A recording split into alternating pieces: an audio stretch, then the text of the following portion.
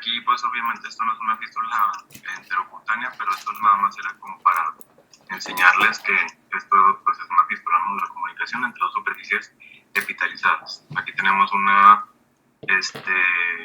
fístula enterovaginal.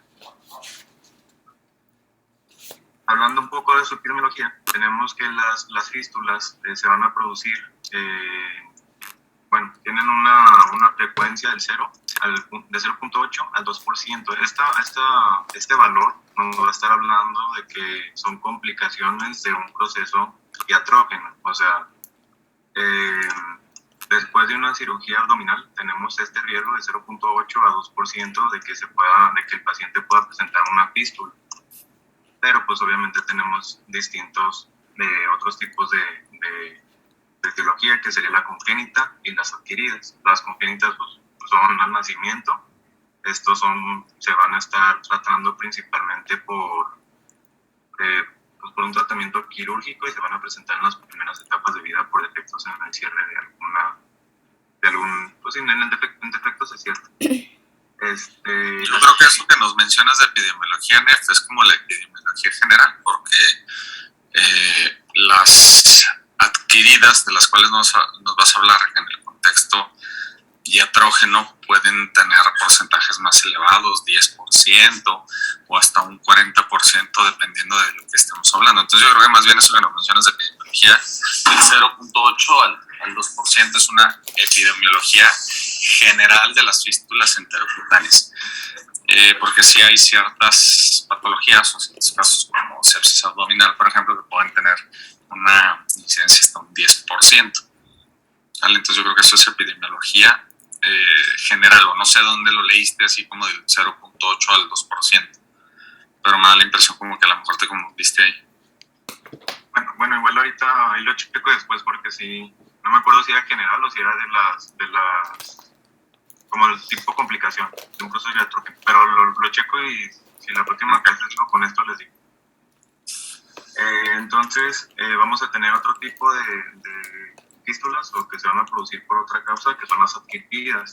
Aquí tenemos pues otra vez otro porcentaje, que hablamos del 80% o del 15 a 20%, que las que van a ser mucho más frecuentes van a ser las que tienen un origen diatrógeno. Entonces las fístulas van a ser provocadas mayormente por alguna cirugía abdominal. Entre otros procedimientos abdominales que vamos a tener como complicaciones, pues la producción de una fístula. Y otras, el otro 15% o 20% va a ser producida por un origen espontáneo. Generalmente las fístulas que se producen por esta etiología espontánea pues van a ser provocadas por un proceso inflamatorio. La enfermedad de Crohn o enfermedades inflamatorias intestinales van a ser la patología más relacionada con la aparición de fístulas. Se mencionaba que acá en esta parte occidental, pero también tenemos otras causas que podrían ser tumores o podrían ser neoplasias, que también se relacionan con un origen espontáneo de estas patologías. La clasificación de las fístulas pues es muy grande. Tenemos distintos tipos de clasificación. Aquí se muestran tres, que son la etiología, la localización anatómica, su topografía. También se clasifican dependiendo del gasto. Ahorita vamos a ver esto del gasto por su número y sus características. Y pues comenzando con la etiología, ya lo vimos que tenemos congénitas y adquiridas. Dentro de las adquiridas tenemos espontáneas y secundarias. La localización anatómica, pues vamos a encontrar que se divide por fístulas internas y fístulas externas. A su vez, las fístulas internas vamos a tener que se dividen en intraintestinales y extraintestinales. Las intestinales son cuando se producen entre los órganos que están como juntos, o sea, adyacentes. Por ejemplo, una fístula enteroentérica sería un tipo de fístula interna intestinal, y una extraintestinal vamos a tener que son órganos, son fístulas que tienen contacto con otro sistema, ¿cómo se podría decir? Con otro sistema de órganos. Por ejemplo, una que se origina en el intestino y va a tener va a terminar, por así decirlo, la fístula en el sistema genitourinario. Esto sería una extraintestinal. Y pues las fístulas externas son las que tienen contacto, o sea, la fístula se va a producir donde tiene una relación pues con la superficie externa. Ejemplos de esta sería la enterocutánea y la enterovaginal también sería un ejemplo.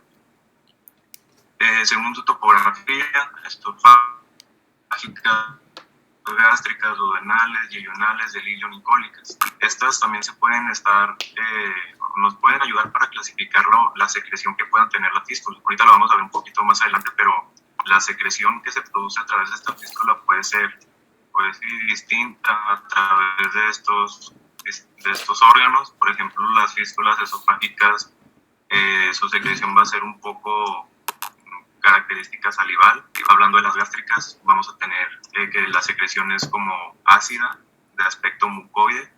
Las duodenales van a ser como de un color amarillo verdoso por los jugos pancreáticos y por la bilis. Las yeyunales van a tener un color un poquito verdoso. Las de Lilion van a ser como marronas. Las cólicas pues van a tener un aspecto fecaloide y un olor. O sea, son características fecaloides principalmente. Las mixtas pues van a ser pues alguna unión de esas dos. Hablando del criterio fisiológico, se pueden dividir como fístulas de gasto bajo, de gasto moderado y gasto alto. Gasto lo vamos a estar interpretando como la secreción que va a tener propiamente la fístula, lo que va a estar saliendo por este sitio. Entonces, las que son menores, las que tienen un gasto menor a 200 mililitros por día, se le conocen como fístulas de gasto bajo. Vamos a tener otras que son de 200 a 500, que son las moderadas, y las de un gasto alto van a ser cuando el gasto o cuando la secreción es mayor de 500 mililitros al día. Esto también es muy importante establecerlo, o bueno, dentro del tratamiento esto se tiene que valorar, debido a que una fístula que tenga un gasto mayor a 500 mililitros pues puede ser mucho más grave para el paciente porque se está perdiendo, se pierden líquidos, no hay absorción. Entonces esto nos puede producir que el paciente entre en un estado de colapso circulatorio, pero ahorita también lo vamos a ver en el tratamiento para ver cómo es que, o sea, la importancia del gasto de las fístulas. También por el número y características se van a estar dividiendo, que tenemos las únicas o simples, que son fístulas que van a estar teniendo un trayecto que va de un órgano a otro y ya, solamente es un trayecto fistuloso, o las múltiples o complejas, que tiene un trayecto que se origina en un órgano o en varios y va a tener como, se va a dirigir hacia otros. Por ejemplo, aquí en esta imagen que tenemos, se observa en la parte donde está el asterisco, creo que sí se ve mi flechita, tenemos una fístula, o bueno, el origen de una fístula que se va a estar yendo hacia distintas partes de los órganos.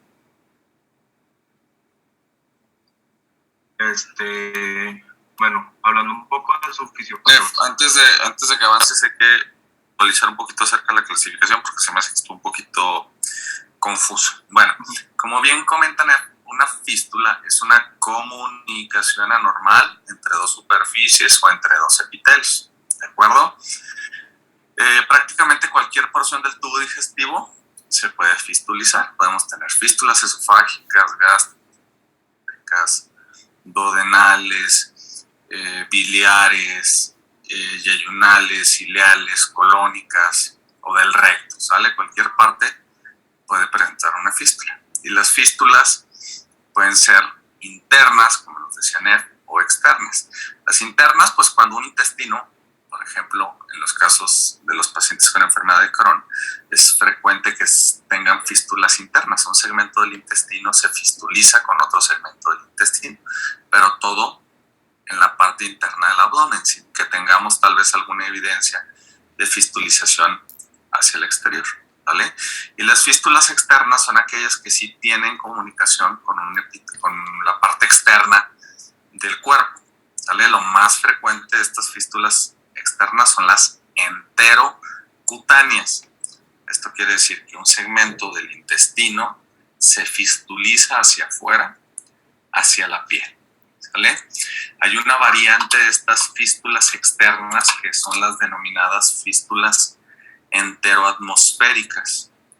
Una fístula enteroatmosférica se diferencia de una fístula enterocutánea, en la cual, en que esta última, que es en que la fístula enteroatmosférica, la luz del intestino está comunicada hacia afuera, pero no hacia la piel. ¿Cómo es esto? Por ejemplo, los pacientes que tienen sepsis abdominal y que les tenemos que manejar el abdomen abierto por alguna circunstancia y el intestino se fistuliza, el intestino se abre, pero en realidad no está siendo comunicado hacia la piel, sino hacia la misma herida. No sé si me explico. Tenemos un paciente que tiene el abdomen abierto totalmente, que tiene la exposición de las asas intestinales y una de estas asas en algún segmento se fistuliza, es decir, se abre. Esto es una fístula enteroatmosférica. El epitelio intestinal se está comunicando, pero no directamente hacia otro epitelio, sino más bien de manera libre a través de la herida. ¿Sí entienden este concepto o no?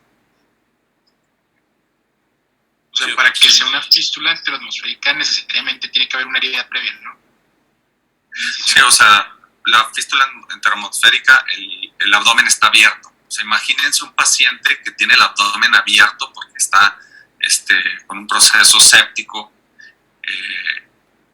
tiene la exposición de las asas intestinales o del estómago y cualquiera de estas estructuras se fistuliza, se abre y empieza a verter el contenido hacia la herida que está abierta. O sea, aquí el abdomen no está cerrado, es un abdomen que está abierto porque la patología abdominal así obligó a manejar al paciente. ¿Vale? Un paciente que tiene el abdomen abierto y uno de estos intestinos se abre y vierte el contenido intestinal de forma abierta, como si fuera hacia la atmósfera. Por eso se denominan fístulas enteroatmosféricas. Una fístula enterocutánea, ¿no? En la fístula enterocutánea, la pared abdominal sí está cerrada y se produce la fistulización desde cualquiera de estas vísceras, o del intestino, o del estómago, del duodeno, el yeyuno, lo que ustedes quieran, hacia la pared abdominal, pero que sí es una pared abdominal que está cerrada, ¿vale? Está así, se forma el trayecto fistuloso hacia la piel. ¿Sí entienden esta diferencia o no? Sean sinceros. Doctor, entonces una fístula enterocutánea puede evolucionar a una enteroatmosférica. No necesariamente. Generalmente una fístula enterocutánea ya tiene un trayecto bien establecido hacia la piel. Puede evolucionar una fístula enteroatmosférica si, por ejemplo, tú en el intento de tratar esta fístula enterocutánea fracasas, el paciente queda con abdomen abierto y el contenido de intestinal se va a vertir a través de una herida que tienes que manejar de forma abierta. ¿Sí me explico? O sea, una cosa es una fístula enterocutánea que sí está bien comunicada desde un intestino hacia la piel, y una fístula enteroatmosférica es en la cual el abdomen está totalmente abierto y a través de esa herida se vierte el contenido intestinal. ¿Sí o no? Sí, muchas gracias. ¿Los demás sí entendieron esta diferenciación o no? Sí, doctor. Sí. Sí, doctor. Ok, bueno. Entonces una fístula externa, una fístula ya puede ser enterocutánea, ya puede ser enteroatmosférica. Y otra clasificación sería por el tipo de gasto. Lo más sencillo es que las clasifiquemos con un gasto alto, aquellas que tienen un gasto de su contenido arriba de 500 mililitros y un gasto bajo, aquellos que gastan menos de 500 mililitros en 24 horas. La clasificación de 200, 200 y 500, y mayor de 500 está bien, pero bueno, es más sencillo, o en términos generales clasificarlas menos de 500 gasto bajo, más de 500 gasto alto. ¿De acuerdo? Y simples, como bien mencionan, son aquellas que tienen un solo trayecto, complejas, aquellas que tienen múltiples trayectos o dos o más trayectos. ¿De acuerdo? Las etiologías pues pueden variar, pero indudablemente la principal causa o el principal origen de una fístula enterocutánea es una causa iatrógena a consecuencia de una cirugía a nivel abdominal. ¿Cuál cirugía? La que ustedes quieran. Puede ser una cirugía de vesícula, puede ocasionar una fístula biliar hacia la piel, puede ser una cirugía de apéndice, puede ser una cirugía para liberación de adherencias. Ahora que acabamos de ver el tema de obstrucción intestinal, un paciente con adherencias lo metemos a realizar adherenciolisis, y en ese intento de realizar la adherenciolisis lesionamos de manera inadvertida el intestino, o la serosa, por ejemplo. Terminamos la cirugía, se resuelve el cuadro obstructivo, pero resulta que con el paso de los días desarrolla una fístula enterocutánea. Esto puede ser a consecuencia precisamente de intentar resolver un cuadro de obstrucción intestinal. Pacientes que tienen, otra vez retomando el tema de obstrucción intestinal, un cuadro de obstrucción intestinal que ameritó cirugía y que para resolverlo tuvimos que realizar una resección intestinal y una anastomosis. Bueno, pues puede ser que nuestra anastomosis se fistulice hacia la piel y formar una fístula intercutánea. Puede ser que ahorita estamos en el tema de intestino delgado, pero puede ser una cirugía de divertículos y que hacemos una anastomosis colorectal, se puede fistulizar esta anastomosis. Las cirugías por cáncer, al momento de hacer anastomosis, pues también se pueden fistulizar, es decir, pueden ser múltiples las patologías a través de las cuales tengamos que abordar el abdomen, realizar una cirugía y como consecuencia de esta cirugía se genere una fístula enterocutánea. Otra de las causas es precisamente enfermedad inflamatoria intestinal, sobre todo Crohn. El Crohn puede afectar cualquier parte del tubo digestivo desde la boca hasta el ano, y una de las consecuencias de la enfermedad de Crohn pues es el desarrollo de fístulas. Las fístulas en la enfermedad de Crohn pueden ser internas, de un segmento de intestino delgado hacia otro o hacia colon, o externas, como las fístulas enterocutáneas. Son causa también relativamente frecuente de fístulas. Otros problemas infecciosos como la tuberculosis. Hay casos de tuberculosis intestinal, por ejemplo, que pueden ocasionar fístulas enterocutáneas. Otra de los orígenes, la consecuencia de radiaciones o de radioterapia para tratar tumores malignos. Cualquier sitio, por ejemplo, puede ser a nivel de recto, que es de los sitios más frecuentes que puedan recibir radioterapia. Dependiendo de la técnica de radioterapia que se utilice, que va en función del equipo de radioterapia que se utiliza, y equipos de radioterapia altamente modernos que dan una radiación bastante dirigida, minimizando el daño a los tejidos adyacentes, pero hay equipos que no son tan sofisticados que incluso pueden ocasionar enteritis por radiación a nivel de hilio terminal, y a consecuencia de esto ocasionar una fístula del hilio terminal, por ejemplo, hacia la piel, una fístula enterocutánea, o una fístula interna del intestino hacia la vejiga, por ejemplo. ¿Sale?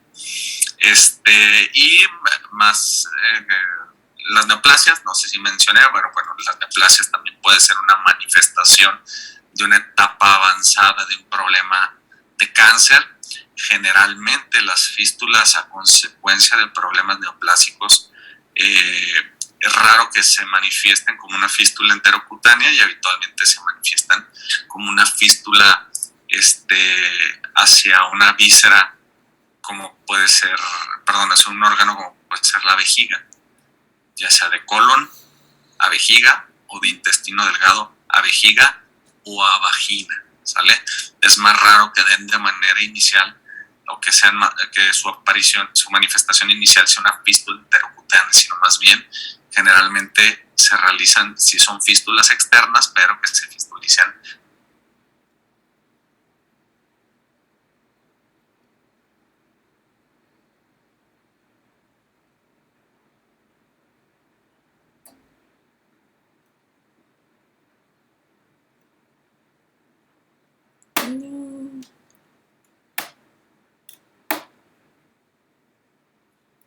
Me escucho. Sí, creo que se trabó el tiempo. Gracias.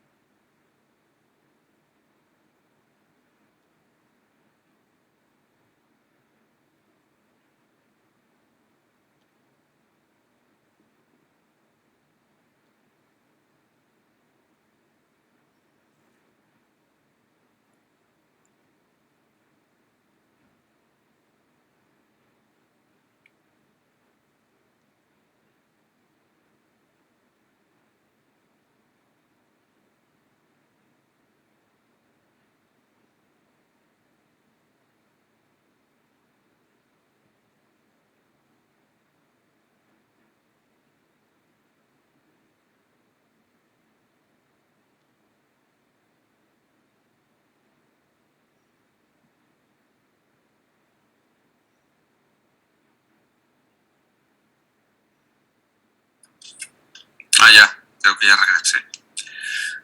¿Ya me escuchan? Sí, doctor. Ok, entonces, otra vez, retomando, fístulas de alto gasto, más de 500 mililitros en 24 horas, de bajo gasto, menos de 500 mililitros en 24 horas. Diatrógenas en el mayor porcentaje de los casos, y el resto pueden ser secundarias a patologías infecciosas, inflamatorias, neoplásicas, radiación y raramente cuerpos extraños. ¿Qué es lo que más nos importa? Obviamente hay muchas situaciones, pues, pero bueno, dentro de la clasificación debemos de identificar el tipo de gasto, que son situaciones importantes, y el origen, porque dependiendo del origen va a depender el tratamiento definitivo para nuestros pacientes. Simples, un solo trayecto; complejas, múltiples trayectos. ¿De acuerdo? Ok. Adelante, Ner. Bueno, siguiendo con la fisiopatogenia, vamos a... Bueno, aquí en este tema de fístulas me di cuenta que hay muchísimos factores que pueden estar relacionados con el origen, con la aparición de una fístula. Tenemos factores también que van a estar relacionados o que van a evitar el cierre de una fístula, factores pronósticos y todo esto. Entonces aquí primero vamos a observar algunos factores propios de la herida, que nos pueden originar una fístula después de un procedimiento quirúrgico principalmente. Entonces, alguna laceración en el intestino o algún proceso que se haya dado ahí, un proceso quirúrgico que hayamos tenido en el intestino, pues puede llegar a producir alguna hipoxemia en este sitio, hipoxemia o inflamación de sus paredes. Estos pues son características, podría decir, importantes que pueden ayudar que pueden ayudar a la aparición de una fístula. Por ejemplo, la hipoxemia, pues sabemos que si un tejido no tiene la suficiente irrigación, la irrigación necesaria, pues obviamente no se van a poder producir los procesos fisiológicos normales, y si tenemos ahí una herida, pues no va a haber los nutrientes necesarios para que se pueda cicatrizar adecuadamente. Entonces, algunos factores de la herida que encontramos van a ser unos bordes mal irrigados, por lo mismo que les menciono, por la hipoxemia. No va a haber nutrientes, entonces la cicatrización en este sitio va a estar alterada. También podemos tener una sutura inadecuada, en donde pues la sutura por los materiales inadecuados que se estén utilizando en el sitio de la herida, puede que no tenga una suficiente fuerza de tensión. Entonces esto también puede estar produciendo alteraciones. Yo creo que hay más que una sutura inadecuada, más que el referirse al hecho de la elección del material de sutura, se refiere más que nada a una mala técnica quirúrgica. Yo creo que ahí, en cuanto a eso de una sutura inadecuada, es más bien parte de realizar una inadecuada técnica de sutura, que va muy de la mano con lo que sigue de no tomar la submucosa, que hemos hablado a lo largo de las clases, porque en algunas ocasiones se los he mencionado cuando hablamos acerca de anatomía y comentamos acerca de la importancia de la capa submucosa en la integridad de las anastomosis, que es algo que les he dicho que deben de conocer y que muy frecuentemente les van a estar preguntando en su práctica clínica, sobre todo obviamente cuando aborden quirófanos. Les van a decir, ¿no? La capa que mayor proporciona estabilidad a las anastomosis es la capa submucosa, ¿sale? Entonces ahí definitivamente yo creo que en cuanto a la sutura se refiere más que nada a la técnica. O sea, una sutura inadecuada, por ejemplo, sería elegir un patrón de sutura que, en lugar de mantener los bordes de nuestro intestino bien unidos, provoque que, por el contrario, que los bordes se viertan y que quede mucosa expuesta. Eso sería una sutura inadecuada. Elegir o realizar un mal patrón de sutura puede propiciar el desarrollo de fístulas. ¿Vale? Y adelante. Otra también otro factor sería la estrangulación por los puntos, también esto también está relacionado por la hipoxemia que se puede producir. Drenajes rígidos, los drenajes pues sí, los drenajes rígidos pueden estar produciendo también algunas lesiones al momento de tener contacto con los bordes de la herida. Entonces, al tener un contacto con esto también se puede producir una hipoxemia y se produce esto de una alteración en el cierre. Y un factor muy importante pues es el estado nutricional. Más adelante vamos a ver también que el estado nutricional del paciente es un factor necesario para favorecer el cierre de las fístulas. Entonces, este factor nutricional pues es lo primero que se tiene que estar realizando para el manejo de las fístulas. Ahorita vamos a ver. En general, cuando utilizamos algún drenaje abdominal después de realizar una cirugía, tratamos que esos drenajes cumplan su función en el sentido de que los vamos a localizar hacia el sitio que queremos o que consideramos más prudente que estén drenando, porque esa es su función, ¿no? Pero siempre tratamos de evitar que los drenajes entren en contacto directo con nuestros sitios de anastomosis, porque precisamente este contacto directo sobre el sitio de nuestra anastomosis pues puede provocar que nuestra anastomosis sufra un poco a tal grado que pueda ocasionarse una ruptura, una dehiscencia, que sería como que un caso muy extremo, pero por otro lado sí el desarrollo de una fístula. Entonces siempre tratamos de evitar que nuestros drenajes, aunque sean blandos, estén en contacto directo con nuestras anastomosis. Esto que nos mencionas del estado nutricional pues es de las situaciones más importantes que siempre debemos analizar al momento de realizar la toma de decisiones en nuestros pacientes quirúrgicos. Recuerden, cuando tuvieron sus clases, por ejemplo, de introducción a la cirugía, siempre tenemos que hacer una planeación preoperatoria, ¿no? Y esta planeación preoperatoria la realizamos tanto en el contexto de un paciente de una cirugía programada como en el contexto de una cirugía de urgencia. Claro que hay cirugías de urgencia a cirugías de urgencia. Es decir, no es lo mismo que estamos ante un paciente que tiene una herida por un objeto punzocortante en cuello y que se está desangrando, pues este paciente generalmente ni laboratorio le pedimos, no va directo a quirófano, ¿no? Pero bueno, en el contexto de cirugías abdominales urgentes, pues nos da siempre cierto tiempo, la mayoría de las ocasiones cierto tiempo, pues para realizar un protocolo preoperatorio que incluye exámenes generales, biometría hemática, química sanguínea, tiempos de coagulación, y siempre tratamos de pedir pruebas de funcionamiento hepático completas que nos incluyen albúmina y proteínas totales, que es el principal determinante del estado nutricional de nuestros pacientes y que nos va a ayudar a la toma de decisiones. Si es el contexto de una cirugía programada, pues esto es imperativo realizarlo. Es decir, si por ejemplo yo tengo un paciente que tiene estamos en el intestino delgado otra vez, un tumor en el intestino delgado y que necesito realizarle una cirugía para realizar la resección de este tumor, pues obviamente en el contexto de una cirugía programada pues voy a hacer todo mi protocolo con bastante anticipación y siempre debo de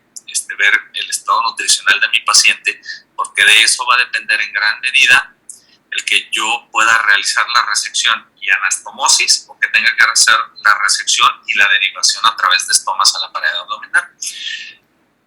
Igual en su cátedra de introducción a la cirugía conocimos de la importancia de tener un adecuado estado nutricional para favorecer la cicatrización correcta de las heridas, ¿no? Es parte de los factores que interviene, además de una adecuada irrigación, un aporte de oxígeno adecuado, como bien nos comentaba Nef, ¿no? Pero este punto de la nutrición es indispensable cuando hablamos de fístulas, porque un estado nutricional inadecuado puede ser el origen de nuestras fístulas, ¿sí? Si nuestro paciente lo sometemos a una cirugía de urgencia porque tiene un absceso, porque tuvo un cuadro de apendicitis complicada y a veces necesitamos realizar una resección amplia, una hemicolectomía derecha, el tomar la determinación de hacer una anastomosis en la primera cirugía, pues en gran medida va a depender del estado nutricional previo de nuestro paciente. Los pacientes que están desnutridos, tratamos de evitar realizar anastomosis porque ya sabemos que nuestro paciente desnutrido tiene alto riesgo de falla en nuestra anastomosis, que puede ser desde una falla completa de una dehiscencia hasta una fístula enterocutánea, ¿sale? Entonces el estado nutricional es de vital importancia cuando hablamos del tema de fístulas enterocutáneas, ¿vale? Ok, adelante.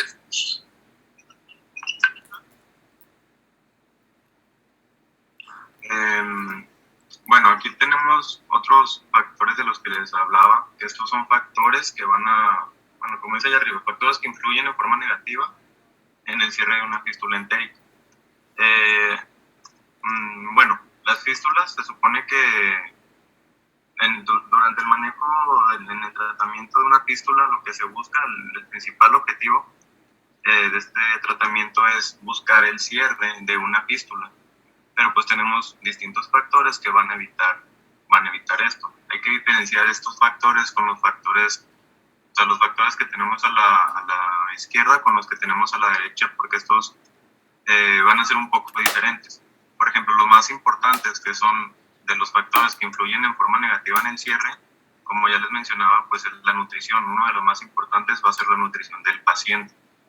Otro que podemos encontrar son los medicamentos como los esteroides. Sabemos que los esteroides son fármacos que pueden inhibir la inflamación. Entonces, al momento de estar disminuyendo la inflamación, pues los procesos cicatrizales pues no van a estar alterados. Entonces, esto también puede favorecer o evita el cierre de esta fístula. El cierre de las fístulas aproximadamente se produce entre 4 y 6 semanas, o 2 y 3 meses, se mencionaba en otro libro.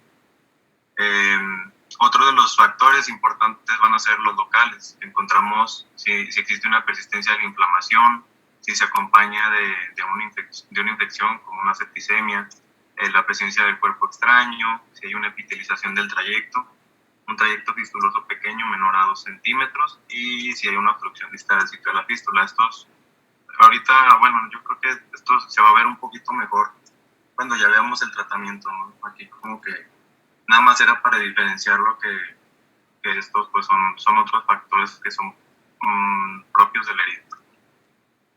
Esto es importante, ojo, pacientes con fístulas de alto gasto generalmente son más difíciles de tratar y generalmente es más complejo obtener un cierre espontáneo de nuestra fístula. Pacientes con trayecto fistuloso corto, menor de 2 centímetros o menor de 1 centímetro, es un factor de mal pronóstico para el cierre de una fístula, ¿sale? Pacientes desnutridos, otra vez, va a ser muy complicado que logremos obtener un cierre de nuestra fístula si no tenemos una adecuada nutrición en nuestros pacientes, ¿vale? Pacientes con fístulas a consecuencia de radioterapia son muy difíciles que se logre un cierre espontáneo.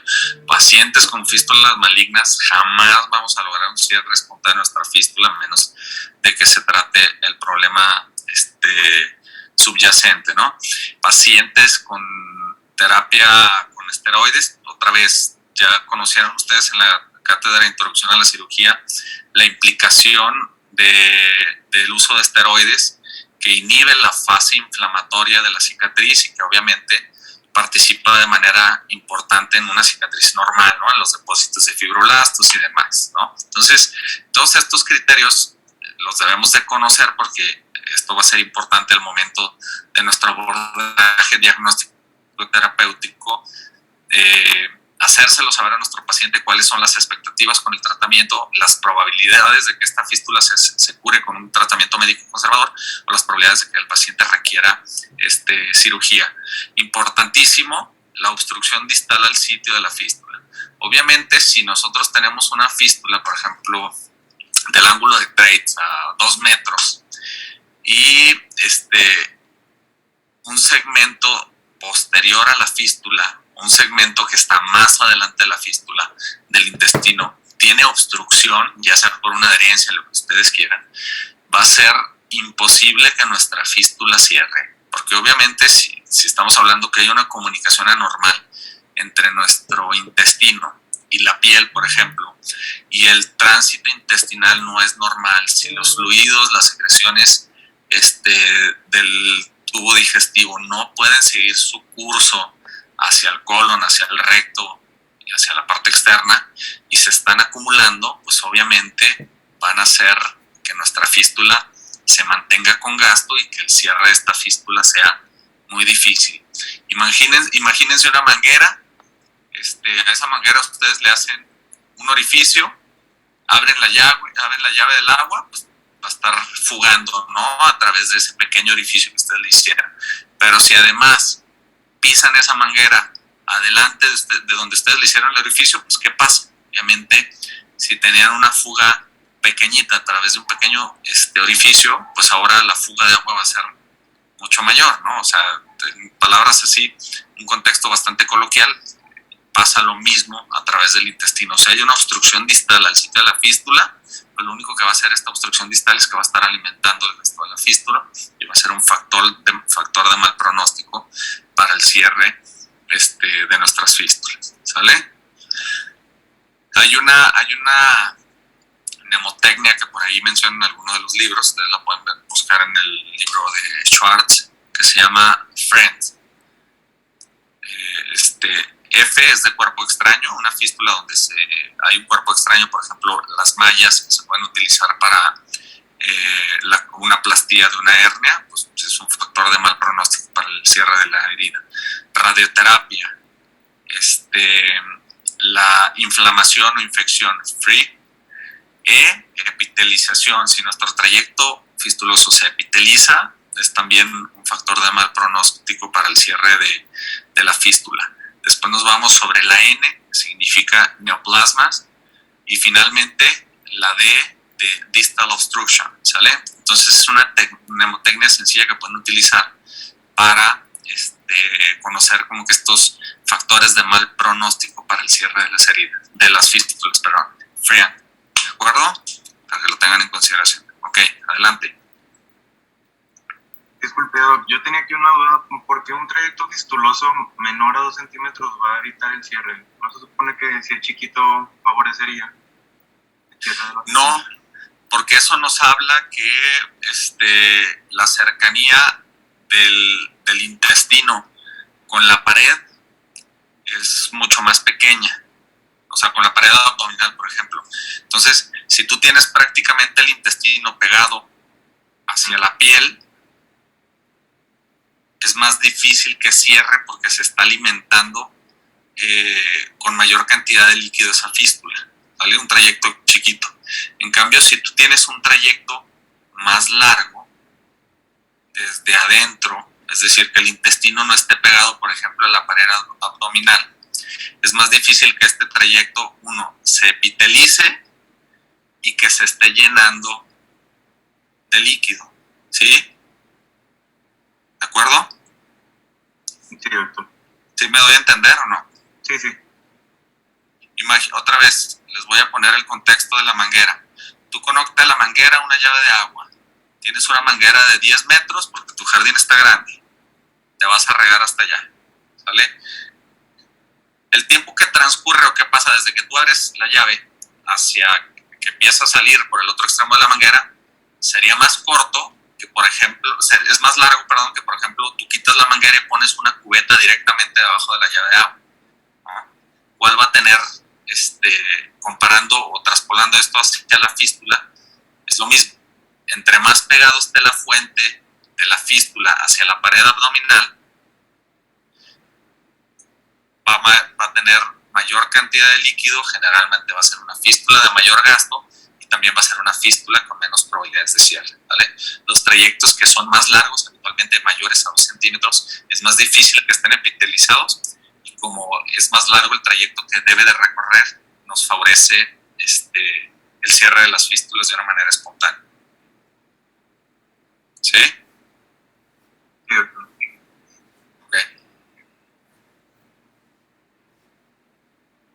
Bueno, entonces, siguiendo con las manifestaciones clínicas, primero lo que se presenta pues en un estadio inicial rápido, el paciente después en en el postoperatorio, vamos a encontrar que puede tener estas manifestaciones como un milio persistente, dolor abdominal, intolerancia a la levedad.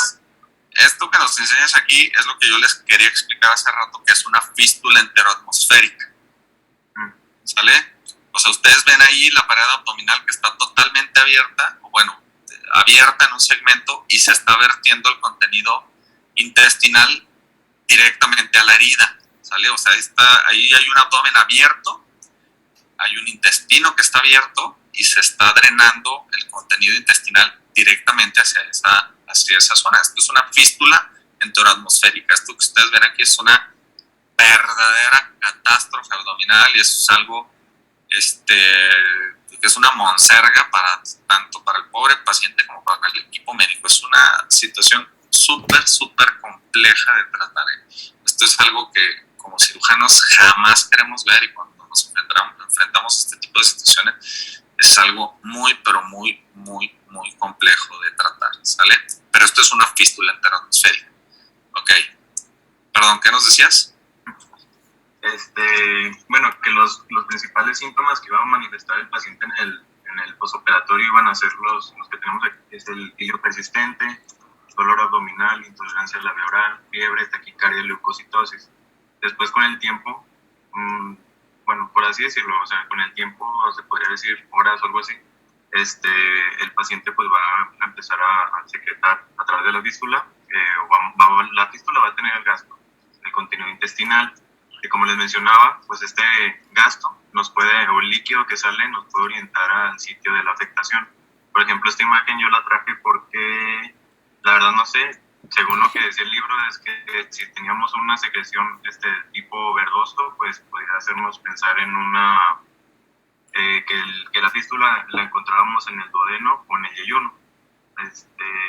Pero bueno, está más padre la imagen por los que nos mencionabas, lo padre de una fístula enteroatmosférica. Esta imagen, sí, obviamente las características del gasto son importantes porque nos habla del sitio que puede estar fistulizado.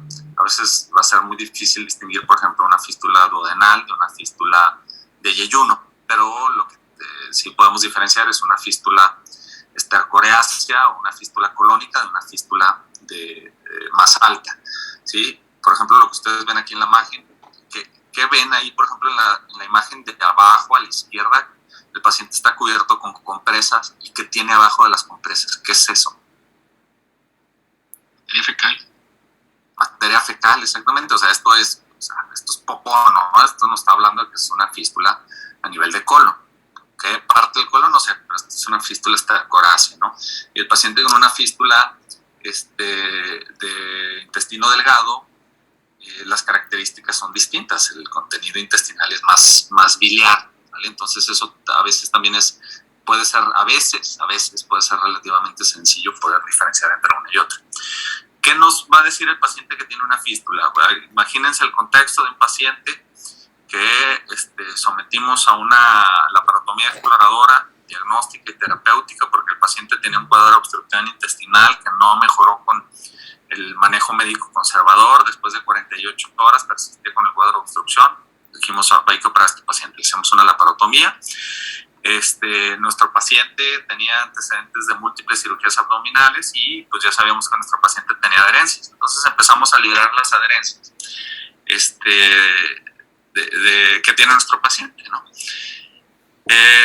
Al momento de realizar esta adherenciolisis, en algún segmento despulimos una asa de intestino delgado. ¿A qué me refiero a despulir? Con que abrimos, no perforamos por completo, pero que la serosa, que es el peritoneo visceral, lo despulimos en algún segmento. Le dimos un punto de refuerzo a esa zona, pero como eran tantas las adherencias, pues se produjo otra zona de despulimiento que no nos dimos cuenta al momento de que estábamos realizando la cirugía.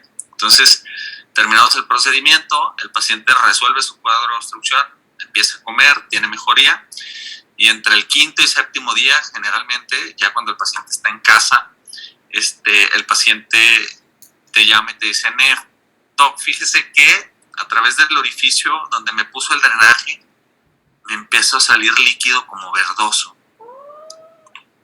Eso te hace sospechar altamente la presencia de una fístula. O si no le pusimos drenaje, puede ser a través de la herida. Doctor, a través de la herida donde me operó me está saliendo líquido, un líquido verdoso, un líquido amarillento. Eso te hace sospechar altamente en que el paciente está iniciando con síntomas de una fístula.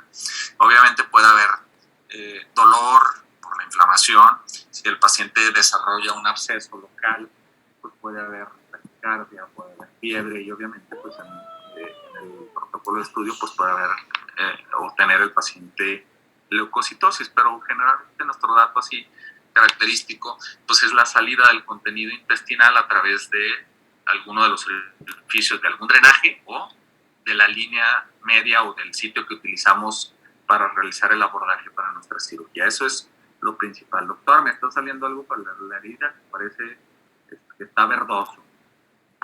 Un dato adelante, ¿vale? Obviamente, pues estamos hablando digo, esto en el contexto de una fístula simple, ¿no? En el contexto de un paciente como el que nos ilustras las imágenes, pues son pacientes que habitualmente este tipo de fístulas ocurren en el ámbito o en el contexto hospitalario, son pacientes que llegaron ya con una patología muy complicada, que fueron sometidos a una o varias cirugías y que en el posoperatorio va evolucionando de esta manera, ¿no? O sea, este paciente no estaba en casa y regresó así, ¿no? O sea, estas fístulas enteroatmosféricas, que son fístulas muy complicadas, es otro rollo totalmente distinto, ¿sale? Ok, adelante, Nef. Doc, Sí. eso que se ve ahí que tiene el paciente son las pastas que se le ponen para el cuidado de la piel. Sí, así es. A mí, la blanca muy seguramente es pasta de Lázaro, que la pasta de Lázaro, el óxido de zinc que se utiliza normalmente como una barrera protectora, por ejemplo, para los niños, ¿no? Los bebés, lo más frecuente, ¿no? Para prevenir o evitar rasaduras o tratar rosaduras, pues se les pone la pasta de Lázaro, ¿no? Y en una de las imágenes que vemos arriba, pues vemos un color plata, ¿no? Ahí están utilizando alguna crema con alginatos de plata, que además de tal vez de favorecer como barrera de protección, funciona un poquito como antibiótico, ¿no? Entonces, bueno, las manifestaciones iniciales de nuestros pacientes pues van a ser esas, ¿no? Me sale líquido, algo me está saliendo del sitio de la herida. Eso te debe hacer sospechar altamente la presencia de una fístula, digo, a menos de que me está saliendo sangre, pues no, o me está saliendo como suerito, bueno, pues te puede hacer sospechar también de un seroma, ¿no? Pero bueno, me está saliendo un líquido como verdoso, amarillento, en el contexto de las fístulas altas me refiero en cuanto a la localización, puede ser indicativo de la presencia de una fístula, ¿no? En mayor o en menor grado vamos a tener el resto de los síntomas que aquí nos mencionan: fiebre, taquicardia, leucocitosis.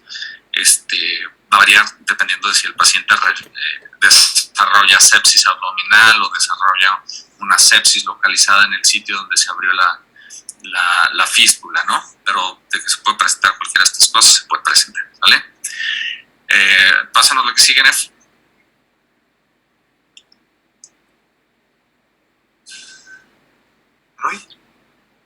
Ok.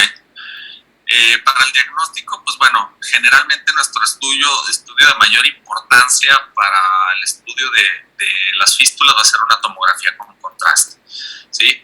Generalmente utilizamos contraste oral, también utilizamos contraste intravenoso, si el caso lo permite. Me refiero, ustedes no sé si saben, me imagino que sí, pero bueno, una de las contraindicaciones para el uso de contraste intravenoso, pues es que el paciente tenga alergia a medio contraste o que tenga insuficiencia renal, porque la forma en la cual se depura el medio contraste intravenoso es a través de los riñones. Si un paciente tiene elevación de los azoados, no se utiliza medio contraste intravenoso porque podemos dañar aún más el riñón.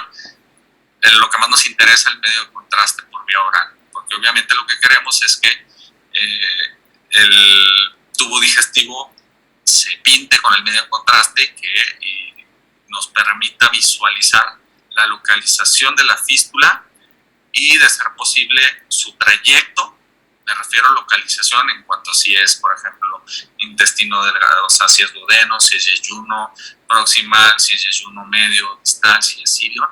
De ser posible que nos permita medir el trayecto, que ya vimos que es importante, pero también nos ayuda a ver si nuestro paciente tiene un absceso intraabdominal, si son varios abscesos intraabdominales, si tiene absceso o no, si este absceso puede ser tratado mediante punción percutánea, o si es un absceso que está muy profundo y que no puede ser tratado mediante punción percutánea y que va a tener que ser tratado con antibióticos o con cirugía abierta o cirugía laparoscópica, habitualmente cirugía abierta, dependiendo el tamaño de nuestro absceso, y tratar de dilucidar el origen. Si es un paciente que es en el posoperatorio, pues bueno, ya tenemos amplias sospechas de que a lo mejor ocasionamos un despulimiento de un asa que fue inadvertido, o si ya habíamos operado a este paciente y le hicimos una anastomosis, pues la más alta sospecha es que nuestra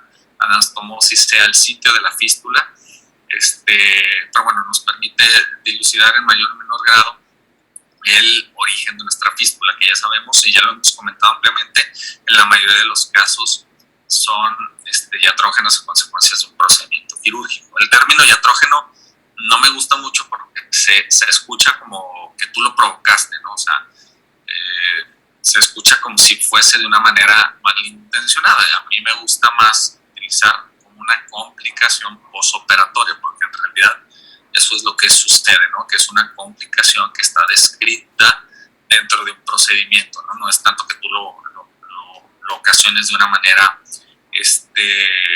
pues intencionada, ¿no? Y en algunos casos nos puede servir, si la tomografía no nos ayuda a conocer todos estos datos, pues nos puede servir realizar una fistulografía, ¿sí? Es decir, a través del sitio del orificio de la fístula se introduce una sonda, se pasa a medio contraste y tomamos proyecciones radiográficas para ver más a detalle la fístula. Sobre todo las fistulografías nos van a ayudar en el sentido que podemos conocer el trayecto fistuloso en cuanto a su tamaño y un poquito su localización, cuando vemos que se pinta de una manera muy clara el intestino delgado, como vemos en estas imágenes que nos está enseñando NEF. Es decir, por ejemplo, en la imagen de abajo de la derecha vemos dónde inicia la fístula y vemos que se pinta claramente el intestino y que parece ser intestino delgado. Entonces ya sabemos que tenemos una fístula de intestino delgado.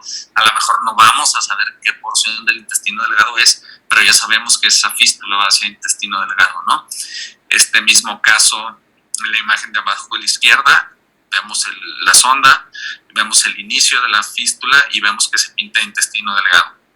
En esta proyección pues no nos permite ver tal vez el trayecto fistuloso, tal vez no nos permite medir con precisión el trayecto fistuloso, pero sí vemos que es una fístula que va hacia este intestino delgado, ¿no? Entonces estas son parte de las técnicas que podemos utilizar. La enteroresonancia, la tomografía con contraste con enteroclisis también es una alternativa para utilizarlo. Y el azul de metileno. El azul de metileno es también muy utilizado, sobre todo, por ejemplo, cuando hablamos de cirugía bariátrica. Una de las pruebas que se realizan después de este tipo de cirugías, pues es una prueba de fuga con azul de metileno, ¿no?